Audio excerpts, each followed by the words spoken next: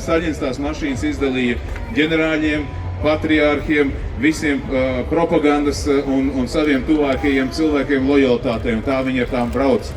Un šādas šo auto-unionu mašīnas visas izzaga no Vācijas, visu rūpnīcu pārved uz Krieviju, uz Padomju Savienību un izdalīja sportistiem, inženieriem, rūpnīcām kopēt un testēt un mācīties. Un tādā veidā šo mašīnu tēvs liktenīgā satikšanās bija ar Dr. Hānu. Dr. Hāns bija toreiz Volkswagen grupas vadītājs. Viņu iepazīstināju, un es šodien šeit pat uz ielas satiku vecu kungu, kurš gaidīja man stundu šeit, lai satiktu mani, un es to nezināju. Izrādās viņš ir Bruno Rubes, viņa sieva, ir Bruno Rubes radinieks. Un rezultātā viņš bija tas, kas iepazīstināja man tēvu Bruno Rubes. Bruno Rubes bija Volkswagen grupā toreiz pārdošanas un mārketinga direktors. Savukārt Dr. Hāns, kas bija viss Volkswagen grupas vadītājs pasaulē, viņa vecvectēvs bija direktors auto-unionu komandai toreiz.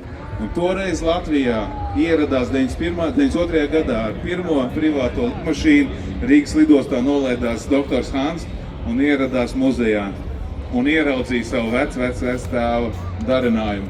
Un tajā mirklī bija galvenais uzdevums, kā viņu iedarbināt un kā viņu dabūt braucoši, lai visa sabiedrība un pasauli to redzētu atkal. Mums nedaudz bija jāpaciešās, jūs visi tūlīt dzirdēsiet, ko nozīmē 520 zirgu spēki, 16 cilindri darbībā uz metanolu šeit tūlīt pat.